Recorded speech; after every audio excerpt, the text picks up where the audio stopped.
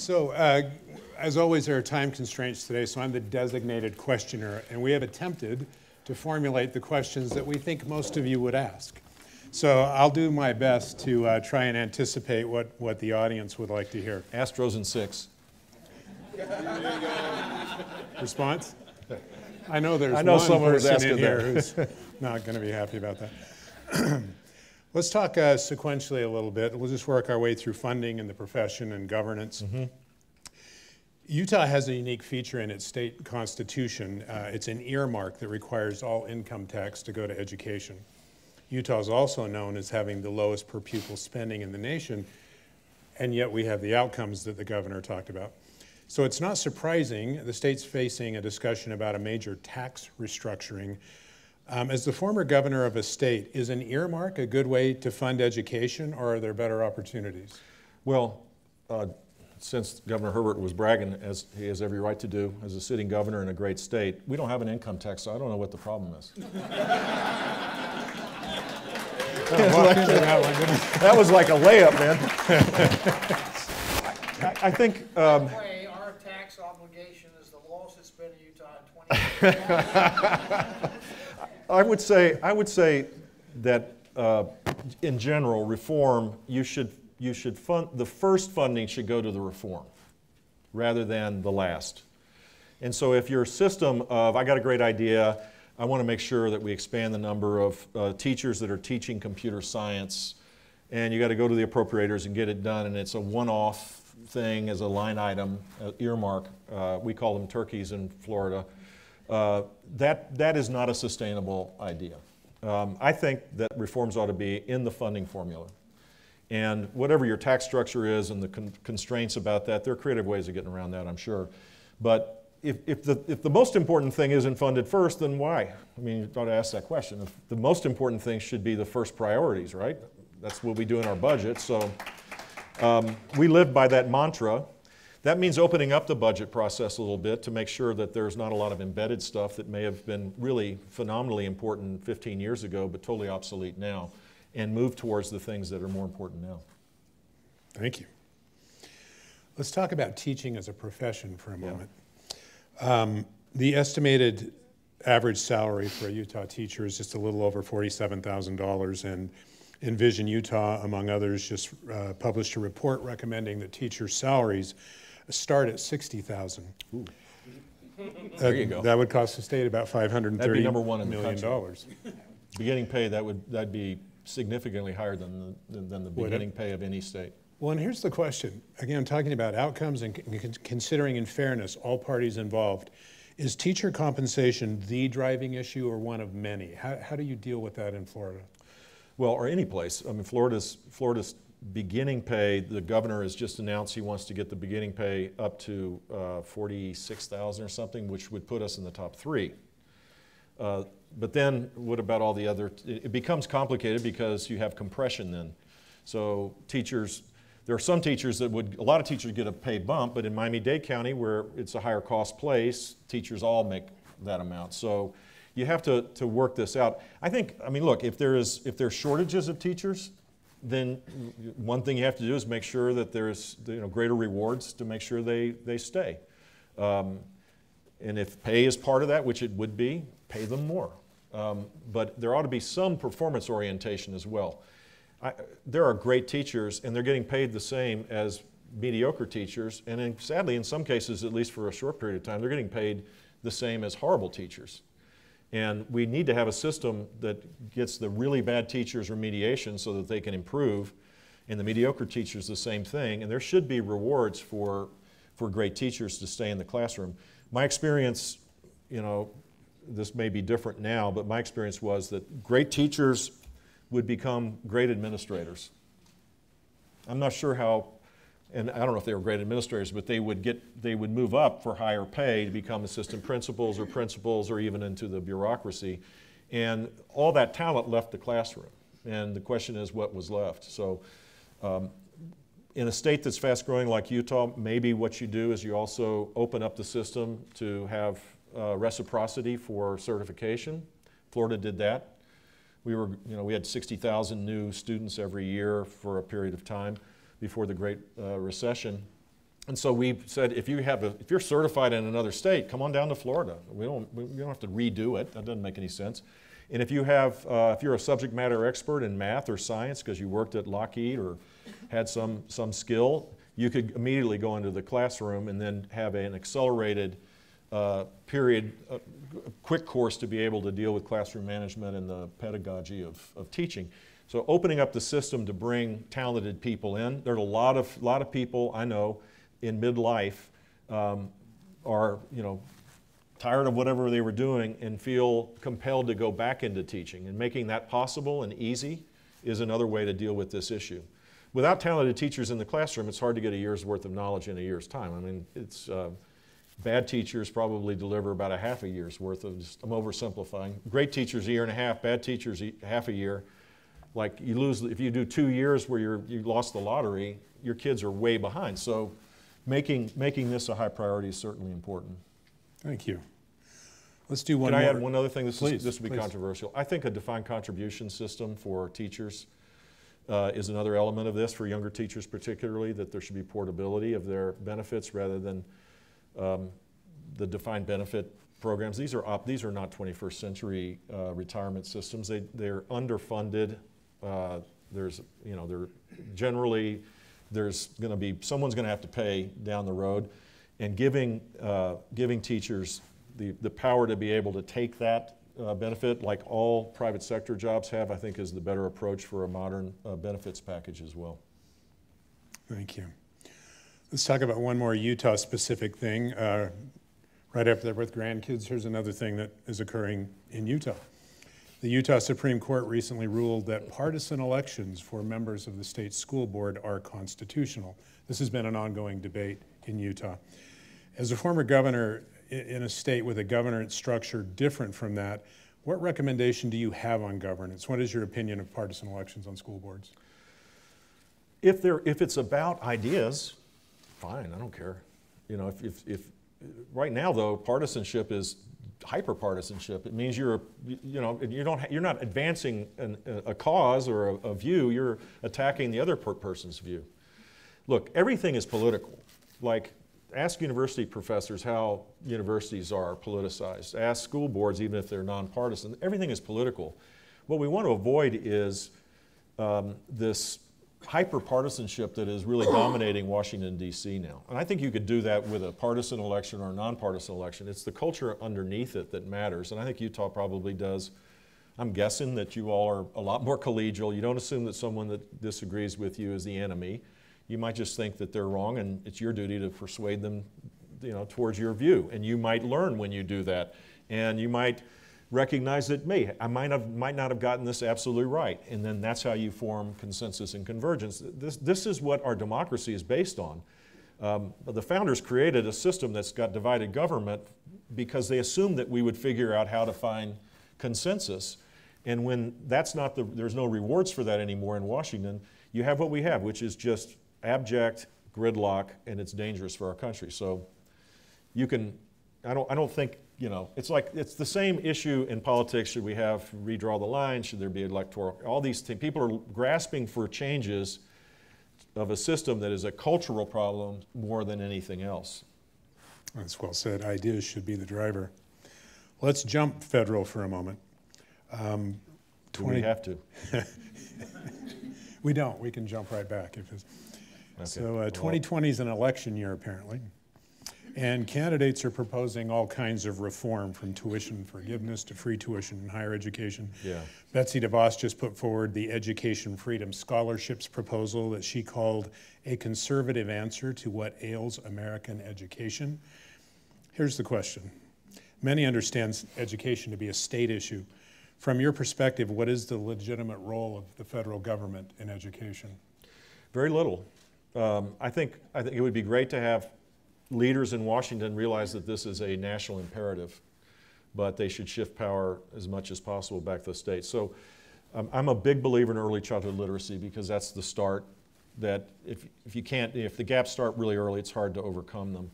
So in the case of Washington, I think there's like 15 different early childhood education programs. It's $23 billion.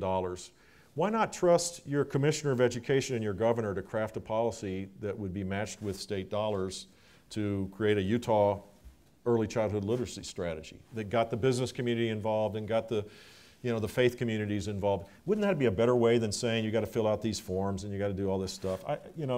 Shift all this back. The 10th Amendment has been trampled on more than any of the other amendments of the Bill of Rights.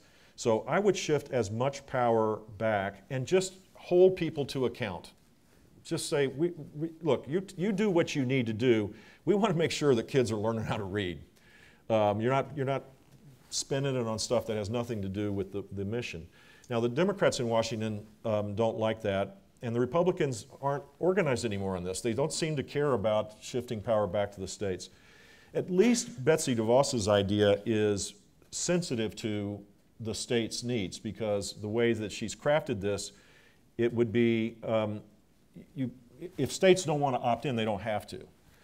We would opt in a second, because we would take every dollar we could and embrace and meld them into our programs. It would be a big boon to Florida, and it could be here too. So that's not going to happen anyway. Don't worry about it. The bill's not going to pass, and we'll move on.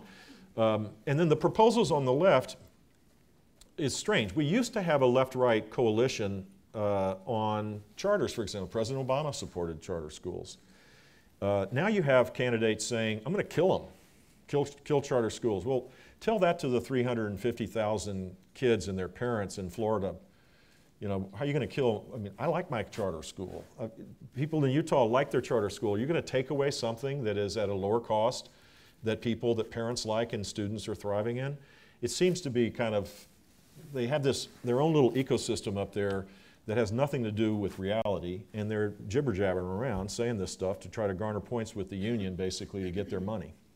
I don't think it's relevant to the work that every governor and superintendents of schools and legislatures do in the states. So given this gridlock in Washington, I hear you saying the solution is giving the power back to states. How does the average parent, the average citizen, are you optimistic that's possible, and what should people do? Who should they be talking to? Well, most of the power already is in the states. Most of the funding is state and local funding, 90% more or less. Just a quick aside that was always got me mad. We had, say, 300 people in the Department of Education when I was governor. We shrunk that quite a bit, but of those 300 people, 90% of them were there to fill out forms and requirements of the federal government's funding, which comprised 10% of the funding. It's like, this doesn't make any sense.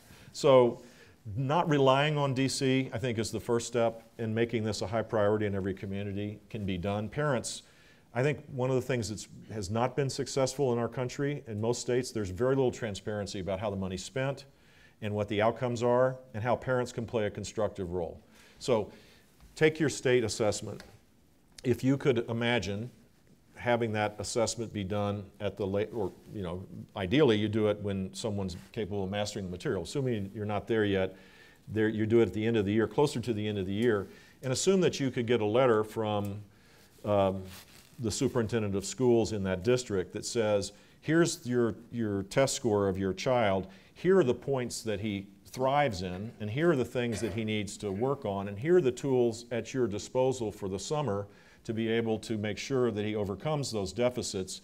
And that information directly goes to the teacher that taught the kid in the year that the test was given, and immediately goes to the teacher for the August start of the next year. Those kind of tools to make sure parents are informed and that they're empowered and that they have resources and tools to do what in their heart they know they would do. Everybody knows a mom particularly wants to make sure their children excel, and if they're told over and over again everybody's above average and there's no connection to the actual learning, you're going to get a bad result. Or if they're told your kid can't learn, even worse, and you're just out of luck, that's horrible. So empowering parents and making them allies in the learning experience, I think, can be done today at an easier than it was in the past. I want to expand on that a little bit. Let's talk about testing. The debate is there too much testing in schools? Does it actually take away from learning? Are teachers asked to teach to a test? It's just a point of contention all around. You're not kidding. Yet it can inform teachers and provide a snapshot of how well students are doing. So what is the best way to measure accountability? we talked about this previously. The big challenge is if you can move to a competency-based system, a mastery-based system, where you master the material, you move on, the assessments would be micro-assessments in effect. And that challenges the current accountability system. There's a gap there that we'd have to figure out how to deal with. Our foundation's working on this with a lot of states to be able to transition. And it would require an adjustment, either a change in the law or waivers from Washington, D.C., which, given Betsy DeVos's role, at least while she's there, I think those waivers are probably more likely to happen. But it may require a change in law. So that's a big challenge. But as it relates to tests, may be different in Utah, but in Florida, we do overtest. And it's the school districts preparing for the last test. There's a massive number of tests. They aren't required, but they feel compelled to do it. And so I think there should be fewer, better tests. They should be nearer the end of the year. Parents ought to be given these tools so that it's a diagnostic assessment, not just an assessment of how you've done to the standards. And the school districts ought to be challenged about the number of tests that they're giving. Many of the school districts, most school districts in Florida now, the superintendents have embraced accountability, but there are a lot that resist this. And the testing is a vulnerability clearly for accountability. So I think fewer tests is the right way to go, and they should be meaningful, and they should assess where kids are, and there should be a diagnostic tool attached to it. Thank you. Let's jump philosophical for a moment, because you're talking about change, about innovation. In your opinion, and I'd like to hear this, you've had such a varied experience around this and such a commitment to education. Is the greatest enemy to innovation political or simply an entrenched status quo? And if it's status quo, why is that so powerful? In education, change is hard in general, even in open systems that are more receptive to change. Change is hard. We're humans. We're kind of sedentary beasts. We don't like everything being turbulent. We're living in really turbulent times. I totally get why people are anxious about the things they see, because it's overwhelming. The amount of data, the amount of just the rush to change is happening at speeds we've never envisioned. But, and I'm not trying to be disrespectful, but government-run, unionized political monopolies resist change better than open systems. They focus on the economic interests of the adults, even though people inside these systems have a heart for kids, don't get me wrong. But ultimately, the system in our country is a collective bargaining unit, negotiates with a public administration, both government employees, and they collectively bargain for the economic interests of the adults. And the less accountability, the less focus on performance, the simpler that process is to protect who they're legally bound to protect, which are the members of their union. I don't begrudge them the fact that that's what they do, and the system we have allows them to do that more effectively than an open system. But let's be open-eyed about this at least, and recognize they're doing their jobs. Their job is to make sure that the economic interests of their members is taken care of. Don't think that that's not their job. That is their job, and they will tell it. If you ask them 5 different ways, they'll finally get to the point of, yeah, that's what I do.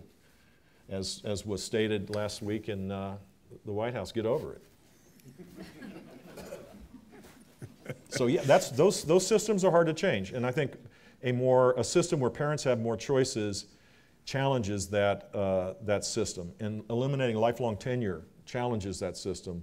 How the governor and the legislature craft the funding that focuses on elements of this that narrows the amount of collective bargaining that take place could challenge the system as well. Moving to a defined contribution system isn't challenging the system, but I think it creates more liberation for the employees in the unions.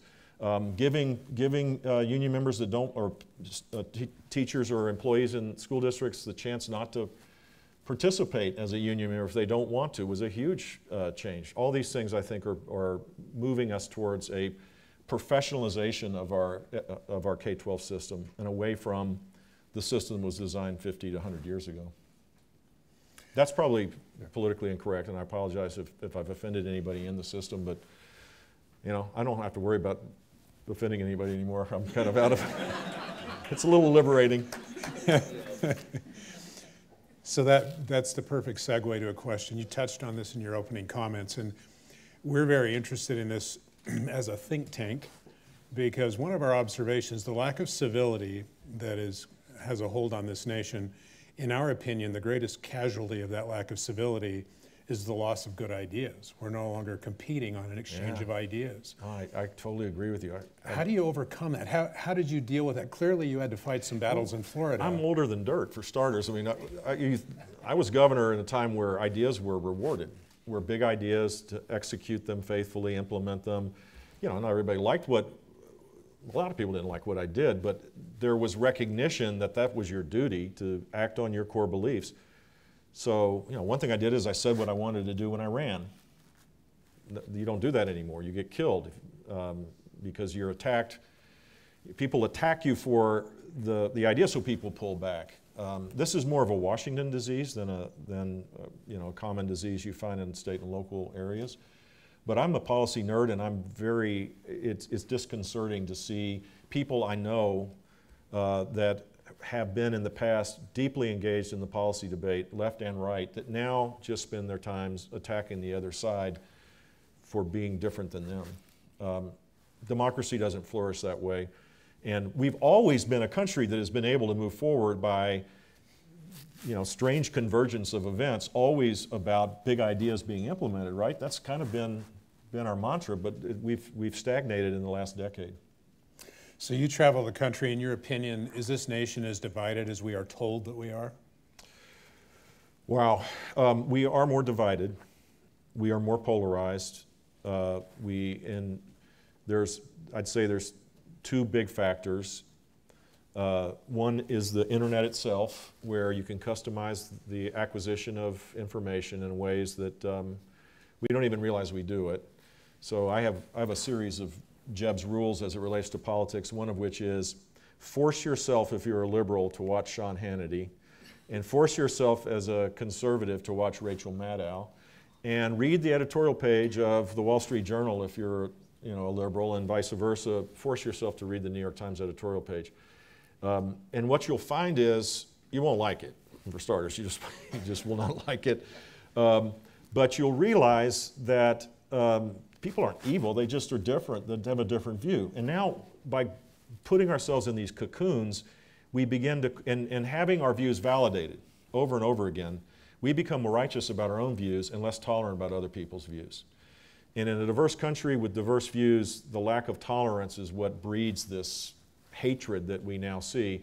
And then to have political figures prey on that and exploit that is disgusting. And that's what's happening in DC, not in other places. So yes, that has changed things. But if you poll, I think, if you poll, you know, we're still a center-right, center-left country. We move but kind of back and forth. The people that we elect seem to be less in that realm, and there's no engagement between them. I'll tell you a quick story that John McCain told me this. He was, if you remember, the Veterans Administration had these big, you know, scandals of lack of care, and so they were going to do something, which is normally how Washington reacts, is going to be really ugly, and so they passed a bill in the House. They passed a bill in the Senate. The legislators here will think this is funny, probably. And they went to conference. It's probably one of, you know, a handful of times in the last 5 years that Congress went to conference. And I won't name the other 3 members of the conference committee. Well, Bernie Sanders was one. He was the ranking member, I guess they call it. And the other 2 members I won't name. And so they go to conference, and all 3 of the other guys and gal started untangling the things. So in conference, you find, you know, you have 80 points or 20 points. You agree on 17 of them. You fight for the 3, and you find common ground. They opened up all of them again. And so McCain, being a kind of guy that was direct and to the point and had a temper, I guess, started shouting obscenities at these guys, saying, I'm going to go on the floor and I'm going to blah, blah, blah, and if you don't do what you're supposed to do to go back to regular order, I'm going to shame all of you. And they got scared and they went back to regular order. The problem was, I don't think they ever had been in a conference to know what regular order was. So are we expecting these folks that have no engagement, have no, you know, the working process of government is no longer the relevant thing? It's what you say on Twitter. It's how you look good on MSNBC or Fox yelling at somebody about something else. Like, I'm not counting on them to be the solution. I'm counting on Gary Herbert in the Utah legislature and other governors and their legislators and people in the business community saying, enough of this. I don't want to be defined that way. I want to be defined in solving problems. We over-obsess about DC. It's not me. I know it's not you. It shouldn't be anybody in this room. And if we ignored them a little bit, maybe we'd get a better result. Yeah. The vast superpowers of really powerful people would just it'd be like kryptonite. They'd all go away if we stopped watching. We empower it with I can't think of a better note to end on. Again, as I mentioned, we're under time constraints. I'm about to shatter dozens of selfie dreams. The last thing we want to do is penalize Governor Bush for being kind enough to be here by causing him to miss his flight. Very kind. So what I would like to ask you to do is give him one more round of applause and then stay seated and let him exit the room, if you would. Thank you. That's nice touch. Thanks. Thank you, guys. Good luck. Good. Take care. See you guys. Take care.